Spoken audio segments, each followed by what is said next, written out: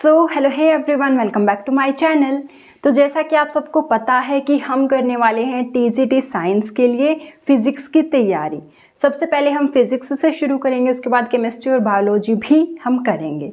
लेकिन शुरुआत आज हम फिज़िक्स से कर रहे हैं क्योंकि सबसे ज़्यादातर बच्चों की ऑलमोस्ट 100% बच्चों की रिक्वेस्ट यही थी कि मैम फिज़िक्स के साथ हम शुरू करना चाहेंगे, जो टीजीटी साइंस का हमारा फ्री क्रैश कोर्स है।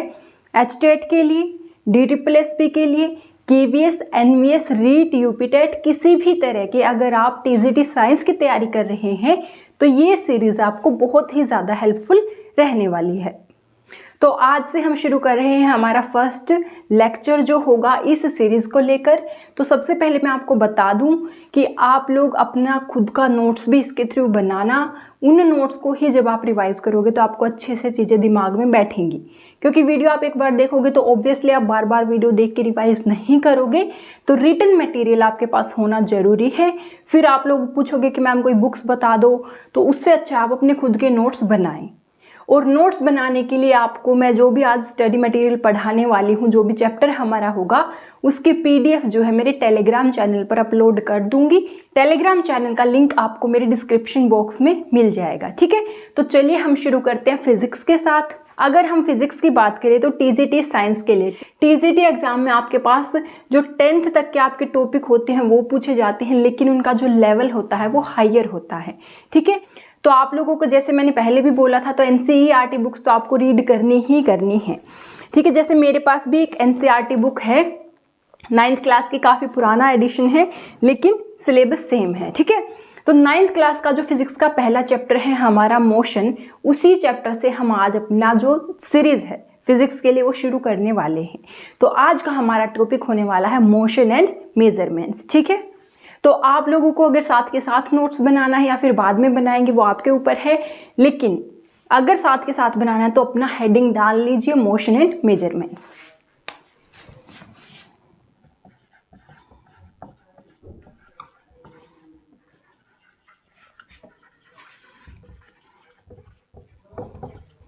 देखिए, जैसा कि हमारा चैप्टर का नाम ही है मोशन एंड मेजरमेंट्स, तो फर्स्ट ऑफ ऑल आपके पास क्वेश्चन यही अराइज होता है कि what do you mean by motion. Motion आप क्या समझते हो, मोशन से क्या होता है मोशन। आप लोग अपने मन में एक डेफिनेशन सोचो कि आपको क्या लगता है कि मोशन क्या होता है, ठीक है। आई होप आप सबने सोच लिया होगा। तो अगर हम बात करें मोशन की, तो देखो भाई, मोशन क्या होता है। मोशन होता है जब आप विद टाइम, ठीक है, टाइम तो देखो सिंपल सी बात है, हमेशा बढ़ता है, ना तो कभी स्टेशनरी रहता है और ना ही कभी पीछे जाता है। टाइम इसीलिए हमारा क्या होगा, जितनी भी क्वांटिटीज हम मेजरमेंट करेंगे विद रिस्पेक्ट टाइम ही करते हैं। टाइम के साथ क्यों, टाइम तो हमेशा बढ़ता ही रहेगा। अब हमें देखना क्या रहेगा कि विद टाइम जो पोजिशन ऑफ द ऑब्जेक्ट है वो चेंज हो रही है या नहीं हो रही है, ठीक है। अब देखो फॉर एग्जाम्पल ये व्हाइट बोर्ड है यहाँ पर, इसके विद रिस्पेक्ट में यहाँ ऐसे खड़ी हूँ, ठीक है। अब आपने अपनी घड़ी में टाइम देखना शुरू किया, 10 बजे मानो आपने देखना शुरू किया, 10 बजे मैं यहाँ खड़ी हूँ। आपने 10:05 पर देखा तब भी मैं यही हूँ, 10:10 पर देखा तब भी मैं यही हूँ, 10:15 पर देखा तब भी मैं यही हूँ। तो 10 बजे से लेकर 10:15 तक मैं मोशन में थी या नहीं थी, आप मुझे बताओ। देखो जो व्हाइट बोर्ड है वो स्टेशनरी है और उसके विद रिस्पेक्ट मैं स्टेशनरी हूं, मेरी पोजीशन चेंज ही नहीं हुई। इट मीन्स मैं क्या हूं, रेस्ट पर हूं। क्या हूं, रेस्ट पर हूं। देखो भाई, आपको यहां पर सबसे ज्यादा नोट करने वाली चीज क्या है, जो रेस्ट होता है और जो मोशन होता है वो हमारा ऐसे नहीं होता आपने बोल दिया ये ऑब्जेक्ट रेस्ट पर है ये मोशन में है, नहीं। रेस्ट और मोशन हमेशा कंपेयर जो करते हैं ना हम, कंपेरेटिव टर्म्स होती हैं। हमें हमेशा बताना पड़ता है कि रेस्ट में है, तो किससे कंपेयर करके आपने बोला कि रेस्ट में है। फॉर एग्जाम्पल जो मैंने आपको एग्जाम्पल दिया, रेस्ट में है with respect to whiteboard. समझ आई आपको बात। आपको साथ में ये बताना है कि आपने कंपेयर किससे किया है, ठीक है, in rest with respect to whiteboard. अब अगर मैं आपको बताऊं, जब आपने 10 बजकर देखा, व्हाइट बोर्ड के साथ ही कंपेयर करेंगे आप, मेरी पोजीशन मैं यहाँ थी। 10:05 पर आपने देखा तो मैं यहाँ हूँ। 10:10 पर मैं यहाँ पर हूँ और 10:15 पर मानो मैं यहाँ पर हूँ। ठीक है, अब आपने क्या देखा कि with respect to whiteboard जैसे जैसे टाइम आगे बढ़ रहा है मेरी पोजीशन चेंज हो रही है। It means I am in motion. कौन से स्टेट में हूं? Motion with respect to whiteboard. अब आप बोलोगे मैम आप रेस्ट में थे तब, अब मोशन में हो, ये विद रिस्पेक्ट तो हमें अब भी समझ नहीं आया। ठीक है, तो इसको और ज़्यादा डिटेल में समझने के लिए मैं आपको एक और एग्जांपल देती हूँ, और वो एग्जांपल ये होगा, मानो कि ये मेरा जो चिन्ह है, आपको मेरे चिन्ह के कंपैरिजन में बताना है कि जो मेरा नोज है वो रेस्ट में है या मोशन में है। चलो अब मैं आपके सामने एक एक्टिविटी करूंगी, उसके बाद आप मुझे बताना कि विद रिस्पेक्ट टू माई चिन्ह my nose is in the state of the rest और ऑफ मोशन। ठीक है, बताओ मेरी गर्दन तो मूव हो रही थी, अब मेरी नोज मेरे गर्दन के ही ऊपर है। ठीक है, तो गर्दन मूव हो रही है तो नोज भी मूव हो रही है। तो आप अब मुझे बताओ कि मेरी नोज मोशन में थी या रेस्ट में थी? मोशन में थी या रेस्ट में थी, कैसे बताओगे? आपको देखना क्या होगा कि विद रिस्पेक्ट किसके पूछा है मैंने पूछा है विद रिस्पेक्ट टू चिन्ह। अब जैसे ही मैं गर्दन लेकर गई, चिन्ह और नोज इक्वल एक्सटेंट पर मूव हुए, इधर लेकर आई अगेन चिन्ह एंड नोज इक्वल एक्सटेंट पर मूव हुए, मतलब कि दोनों इकट्ठे ही इक्वल एक्सटेंट पर मूव हो रहे हैं। इट मीन्स उन दोनों के बीच में जो विद रिस्पेक्ट मोशन है वो तो नहीं है, अब भी दोनों में वही डिस्टेंस है, अब भी वही है, पोजीशन दोनों की विद रिस्पेक्ट क्या है? सेम है, चेंज नहीं हो रही है। इट मीन्स जो नोज है, बताओ क्या स्टेट है? रेस्ट है with respect to chin, even if neck is moving. समझ आई आपको ये बात? आई होप अब आपको ये जो विद रिस्पेक्ट वाला फंडा है ये क्लियर हो गया होगा। अगर अब भी थोड़ी बहुत कसर बाकी है तो अब मैं आपको बता देती हूँ। नेक्स्ट एग्जाम्पल में आपको क्या करना है, नोज का जो है बताना है मुझे रेस्ट है या मोशन है विद रिस्पेक्ट किसके? शोल्डर के। इस बार जो विद रिस्पेक्ट देखना है किसके देखना है? शोल्डर है, शोल्डर से कंपेयर करना है। बताओ भाई, इस बार क्या है? शोल्डर और नोज दोनों की पोजीशन क्या हो रही है? अब ये पोजीशन डिस्टेंस इतना है, अब इतना है, पोजीशन क्या हो रही है? चेंज हो रही है। इट मीन्स जो नोज है वो क्या है? State of motion. किसके विद रिस्पेक्ट हम बात कर रहे हैं? शोल्डर। आई होप अब हर एक बच्चे को जो है क्लियर हो चुका है कि हमने ये विद रिस्पेक्ट लिखना क्यों जरूरी होता है, रेस्ट और मोशन जो स्टेट है वो बताने के लिए। ठीक है, अब आप लोग बोलोगे मैम ये तो हमें पता है, आप ये क्यों बता रहे हो? तो भाई हमको क्या करना है, ये सीरीज जो शुरू करी है वो हर तरह को बच्चे को हम साथ लेकर चलेंगे, जिसके बेसिक्स क्लियर हैं उसको भी और जिसके नहीं हैं उसको भी। तो अगर आपको ये टॉपिक पूरा क्लियर है तो आप आगे स्किप कर सकते हो, अदरवाइज अगर देखोगे तब भी कोई नुकसान नहीं है, क्योंकि मैं विद एग्जांपल आपको ऐसे समझाने वाली हूँ कि अगर आपको ये टॉपिक क्या है, कई बच्चे ने क्या डेफिनेशन पढ़ रखा, बोलेंगे मैम मोशन और रेस्ट हमें पता है, हमने डेफिनेशन अच्छे से याद कर रखी है। ठीक है, और क्या करेंगे, कॉन्सेप्ट उनको पता नहीं होगा। तो मेरी एडवाइस सबको यही है कि शुरू से आखिर तक लेक्चर देखें, क्योंकि हम बेसिक से एडवांस तक आपको बिल्कुल जीरो से हीरो तक की सीरीज ये है।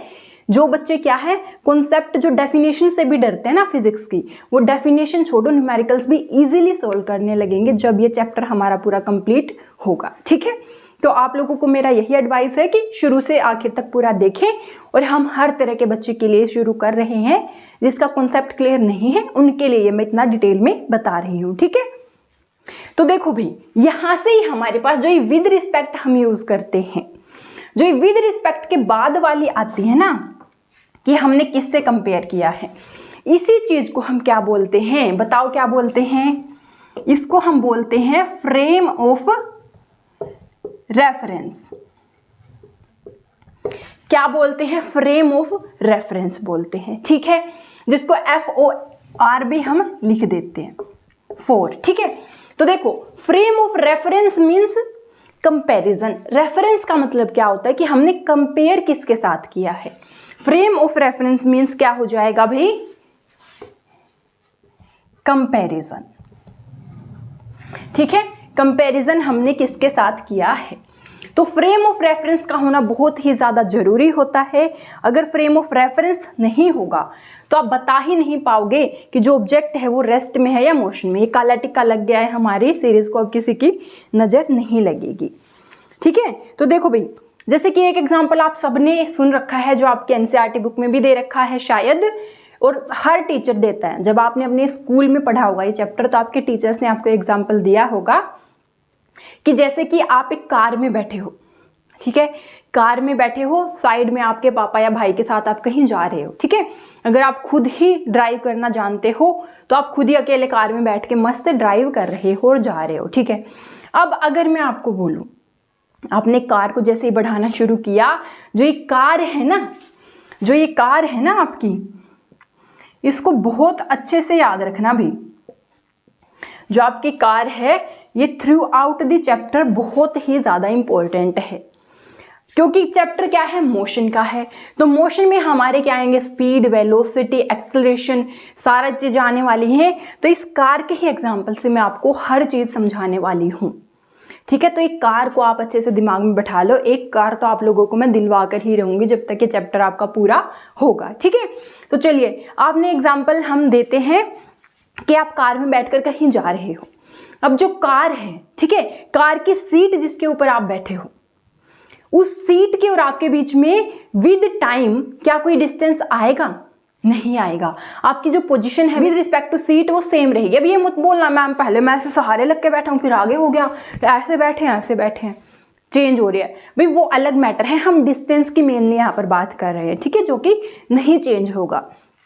तो सीट के विद रिस्पेक्ट टू आप क्या हैं, रेस्ट पर हैं। लेकिन जो बाहर आपके फैमिली मेम्बर्स के जिनसे आप जा रहे हैं दूर, अभी उनको आप बाय बाय बोल के जब जा रहे हो, तो फैमिली मेम्बर्स तो वहीं खड़े हैं, लेकिन आप धीरे धीरे आगे बढ़ रहे हो। तो फैमिली मेंबर और आपको अगर कंपेयर करें तो पोजीशन या फिर डिस्टेंस चेंज हो रहा है। मीन्स उन फैमिली वालों के लिए तो आप मोशन में हो, लेकिन कार की सीट के लिए आप क्या हो, रेस्ट में हो। कार की सीट छोड़ो, कार पूरी की पूरी कार के विद रिस्पेक्ट ही आप रेस्ट पर हो, क्योंकि कार भी उसी स्पीड से चल रही है, आप भी उसी स्पीड से चल रहे हो। तो दोनों के, जैसे मैंने क्या बोला, चिन और नोज का एग्जाम्पल, अगर दोनों सेम ही एक्सटेंट पर और सेम डायरेक्शन में सेम स्पीड के साथ मूव कर रहे हैं, मीन्स सेम वेलोसिटी के साथ मूव कर रहे हैं। मैंने क्या बोला, same direction same speed, and speed with direction velocity होता है, जो हम चैप्टर में आगे पढ़ने वाले हैं। आई होप आपको दो चीजें मेनली क्लियर हो चुकी हैं। एक तो रेस्ट और मोशन की स्टेट क्या होती है, और रेस्ट और मोशन को डिफाइन करने के पीछे जो हमारा फ्रेम ऑफ रेफरेंस होता है वो आई होप कि आपको क्लियर हो चुका है। ठीक है, और जो बच्चे डेफिनेशन के पीछे पड़े रहते हैं जनरली कि डेफिनेशन दो, तो आप लोग चिंता मत करो, आप लोगों के लिए मैंने नोट्स प्रॉपर बना रखे हैं। उसकी पीडीएफ आपको टेलीग्राम चैनल पर मिलेगी बाकायदा, वहां से आप अपने खुद के हैंड रिटन नोट्स बना सकते हैं। ठीक है, तो अब हम बात कर लेते हैं कि जो आपका चैप्टर है मोशन एंड मेजरमेंट्स, ये चैप्टर आपका फिजिक्स की किस ब्रांच के अंडर आता है। तो ये आपका आता है भाई काइनेमेटिक्स के अंडर। किसके, kinematics. What do you mean by kinematics? तो काइने मीन्स मोशन। ठीक है, ये कोई भी हमारा जो अदर लैंग्वेज होते हैं, Greek, Latin, I don't know कौन सी लैंग्वेज से ये वर्ड, लेकिन इसका मतलब क्या होता है, motion. And matics means maths, it means measurement. ठीक है, तो मोशन एंड मेजरमेंट्स जो हमारा चैप्टर है that comes under the kinematics branch of the physics. ठीक है, अब काइनेमेटिक्स में हमारे क्या होंगे, ऑब्जेक्ट्स मोशन में होंगे और उनसे रिलेटेड जो टर्म्स हैं उनको हम कैलकुलेट करेंगे।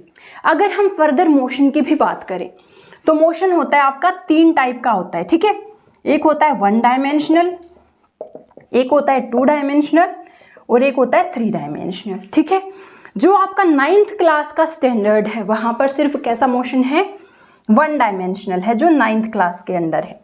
जो 2 डायमेंशनल होता है वो कौन सा मोशन हो जाता है, जैसे आपका प्रोजेक्टाइल मोशन होता है। ठीक है, कौन सा मोशन, प्रोजेक्टाइल मोशन। जैसे आप कोई पत्थर लोगे, उसको यहाँ से फेंकोगे तो कैसे जाएगा, अगर आपने यहाँ से थ्रो किया, ऐसे थ्रो किया, तो वो वापस से ग्राउंड पर जाएगा। ये क्या है आपका 2 डायमेंशन में मोशन है। इधर भी मूव हो रहा है एक्स एक्सिस में और इधर वाई डायरेक्शन में भी जा रहा है, ठीक है। अच्छा, ये एक्स वाई से मुझे एक चीज़ ध्यान आई पीछे जो रह गई थी हमारा फ्रेम ऑफ रेफरेंस में। तो जैसे कि हमारे क्या होते हैं भाई, कोऑर्डिनेट्स होते हैं, X Y coordinates. This is X axis हम बोल देते हैं and this is Y axis, ठीक है।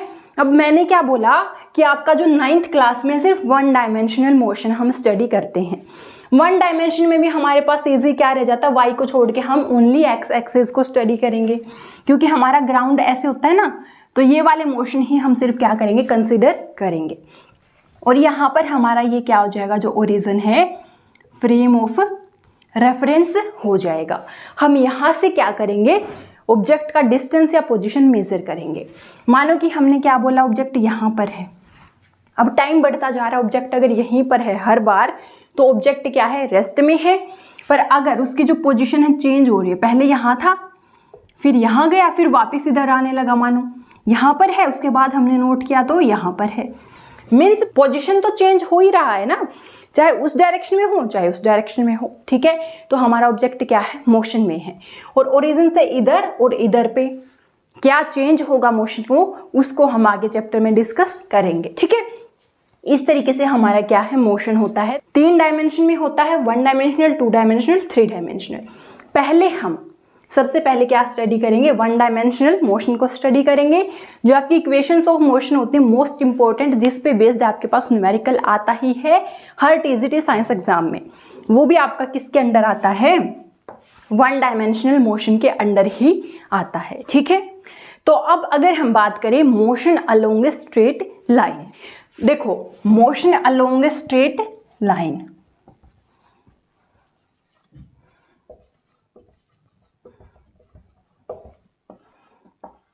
तो हम क्या करते हैं, सबसे पहले एक लाइन ही ले लेते हैं, ठीक है। ये क्या है, हमारी एक लाइन है। माना कि ये हमारा क्या है, ये हमारा रेफरेंस पॉइंट है। क्या है, रेफरेंस पॉइंट या फिर ओरिजिन बोल लो, ठीक है। अब हमें क्या करना है, इसके अलोंग जो भी मोशन होगा उसको स्टडी करना है। मोशन को स्टडी करने से पहले 2 टर्म्स और हम क्या करेंगे, डिस्कस करेंगे। देखो हमारे पास 2 टर्म्स होती हैं, एक तो होता है डिस्टेंस और एक क्या होता है भी, डिस्प्लेसमेंट, ठीक है।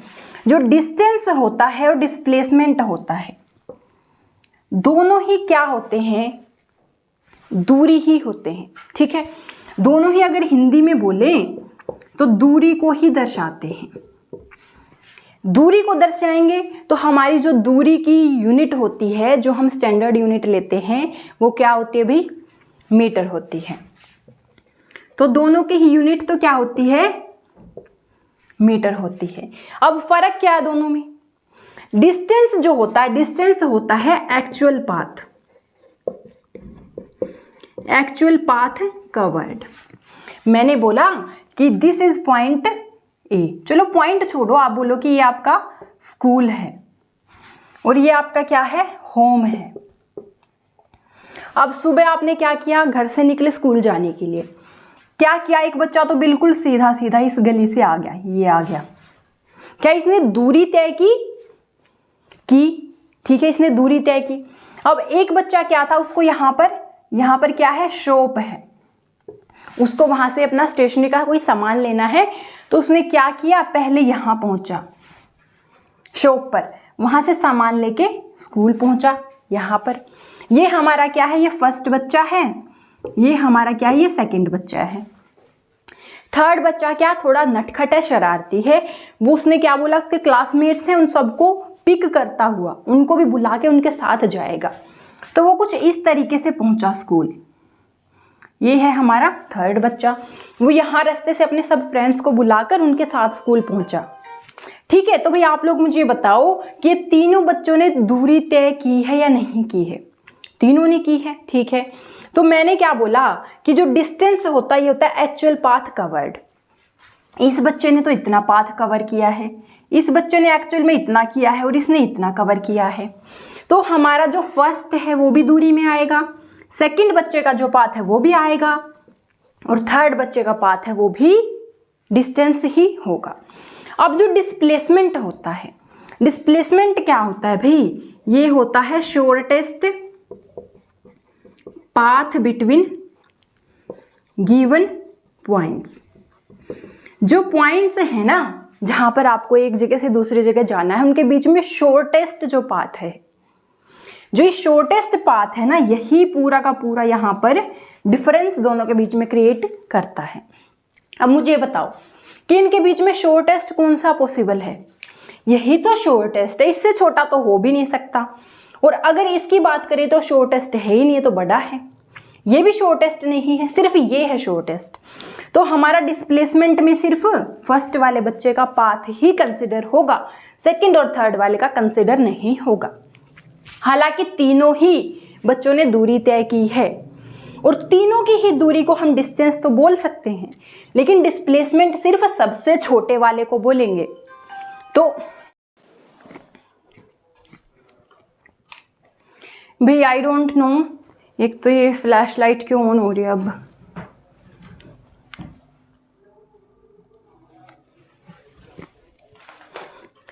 आई डोंट नो ये मेरे फ़ोन में क्यों होता है कि अपने आप ही विदाउट एनी रीज़न वीडियो बंद हो जाता है बीच में।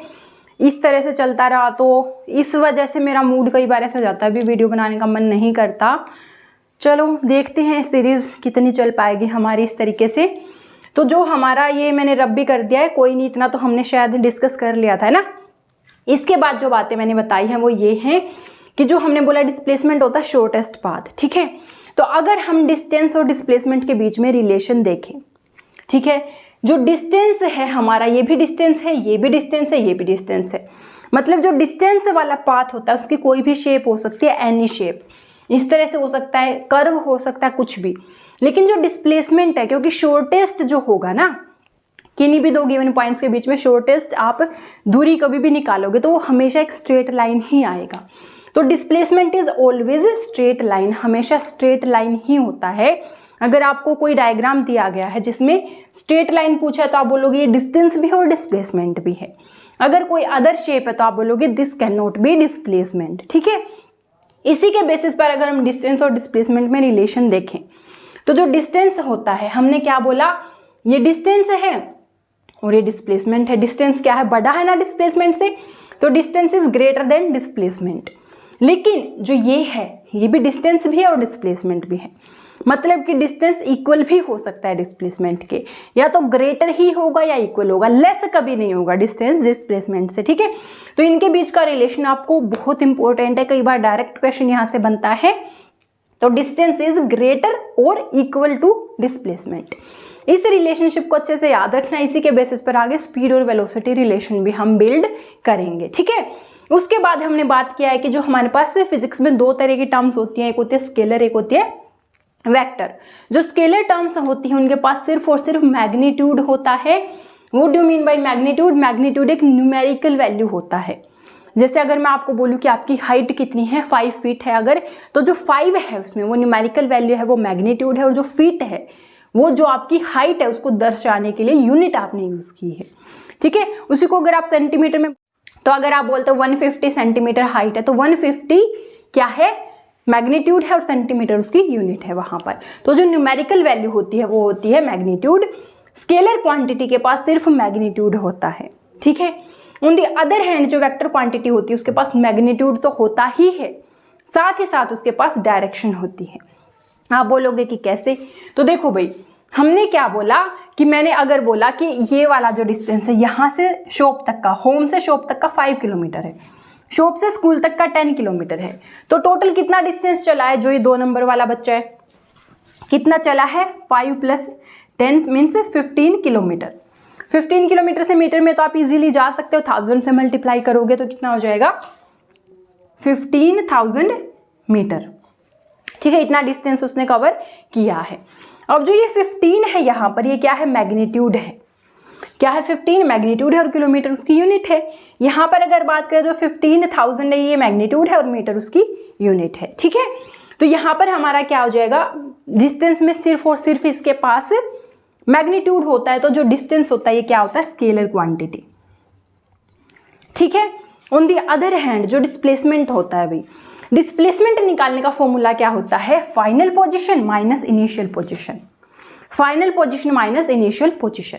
तो यहाँ पर देखो, अगर मैंने बोला हमने स्कूल को रेफरेंस मान लिया, क्या मान लिया, रेफरेंस पॉइंट मान लिया, ये 0 हो गया रेफरेंस है, तो ये 1 kilometre, 2 kilometre, 3 kilometre and 4 kilometre. हमने बोला स्कूल अगर 0 पर है तो होम एक स्ट्रेट लाइन में, motion in A straight line, तो क्या है हमारा 4 किलोमीटर पर है। अब डिस्प्लेसमेंट निकालने के लिए फाइनल पोजीशन क्या है बच्चे की, फाइनल तो 0 है, माइनस इनिशियल क्या है 4 किलोमीटर है, मीन्स -4 किलोमीटर क्या है उसकी डिस्प्लेसमेंट। अब देखो जो ये सिर्फ 4 है ये तो मैग्नीट्यूड है, ये माइनस क्या बता रहा है, उसकी डायरेक्शन बता रहा है। माइनस क्या होता है, रेफरेंस पॉइंट, जो हमारी एक्सिस सिस्टम होता है, एक्स एक्सिस में ओरिजिन से राइट साइड हम पॉजिटिव लेते हैं, लेफ्ट साइड नेगेटिव लेते हैं। तो यहाँ पर हम क्या करेंगे, बेशक से बच्चा ओरिजिन से चलना शुरू नहीं हुआ, यहाँ से हुआ ना 4 से शुरू हुआ चलना, लेकिन चला किधर है, लेफ्ट में है, तो हमारी जो डिस्प्लेसमेंट है वो नेगेटिव आएगी। नेगेटिव आने का मतलब लेफ्ट में चला है, पॉजिटिव का मतलब राइट में चला है। तो अगर ये +4 किलोमीटर आ जाता तो मतलब कि बच्चा राइट डायरेक्शन में चला है, अगर ये नेगेटिव आ रहा है मीन्स बच्चा लेफ्ट में चला है, जो उसकी बिगिनिंग की पोजीशन है उससे लेफ्ट में चला है, क्योंकि जो हमारा रेफरेंस सिस्टम है उसमें ओरिजिन से लेफ्ट साइड नेगेटिव होती है, राइट साइड पॉजिटिव होती है। ठीक है, तो नेगेटिव आ रही है मतलब कि ओरिजिनल जो बिगिनिंग पोजीशन है उससे लेफ्ट में बच्चा चला है। तो यहाँ पर जो ये साइन भी आ रहा है नेगेटिव, इससे हमें डायरेक्शन पता चल रही है कि बच्चा 4 किलोमीटर तो चला है लेकिन जहां पर था उससे लेफ्ट में चला है। तो हमारे पास डिस्प्लेसमेंट में क्या होता है, मैग्नीट्यूड विद डायरेक्शन होता है, उसी को हम क्या बोल देते हैं, डिस्प्लेसमेंट बोल देते हैं। ठीक है, जो ये वाला फॉर्मूला है डिस्प्लेसमेंट का, ये आपको बहुत अच्छे से याद रखना है, final position minus initial position. कभी भी ये मत कर देना कि 4 - 0 = 4 किलोमीटर डिस्प्लेसमेंट। भाई 4 क्या है, इनिशियल है, चला है बच्चा वहां से यहां पहुंचा है, तो फाइनल माइनस इनिशियल हमेशा करोगे, इनिशियल माइनस फाइनल मत कर देना। ध्यान यही रखना है कि उसने इनिशियल क्या दी है, फाइनल क्या दी है, उसके बाद फाइनल माइनस इनिशियल जब करेंगे तो हमारे पास क्या हो जाएगा, डिस्प्लेसमेंट विद डायरेक्शन आ जाएगा। ठीक है, आज की वीडियो क्योंकि शूट तो मैंने काफी देर से कर रही हूँ, बीच में वीडियो रुक गया था, तो आज के लिए इतना ही। इसकी जो आपकी PDF है वो आपको टेलीग्राम चैनल पर मिल जाएगी, इसके नोट्स बना लीजिए। अब आगे की जो वीडियोस आएंगी, चैप्टर होगा, वो हम फटाफट कंप्लीट करेंगे। ठीक है, आज के लिए इतना ही। Thank you so much for connecting with me, इस सीरीज से जुड़ने के लिए। और कमेंट में आपकी जो ओपिनियन है जरूर बताना कि आपको मेरा टीचिंग स्टाइल कैसा लगा। इसी तरीके से हम सीरीज को आगे कंटिन्यू करें या फिर थोड़ा हाई लेवल करें। वैसे मैं चाहती नहीं हूँ थोड़ा हाई जाना, मतलब हाई तो जाएंगे लेकिन शुरू में चाहती हूँ कि हम बिगिनिंग से ही करें, ताकि हर तरह के बच्चे को इजीली समझ आ सके। ठीक है, क्योंकि सबको हमें साथ लेकर चलना है। तो again thank you so much. पढ़ते रहिए, पॉजिटिव रहिए, मेहनत करते रहिए, एक दिन आपकी मेहनत जरूर रंग लाएगी। I wish you all the best. Keep studying, stay motivated. Bye bye.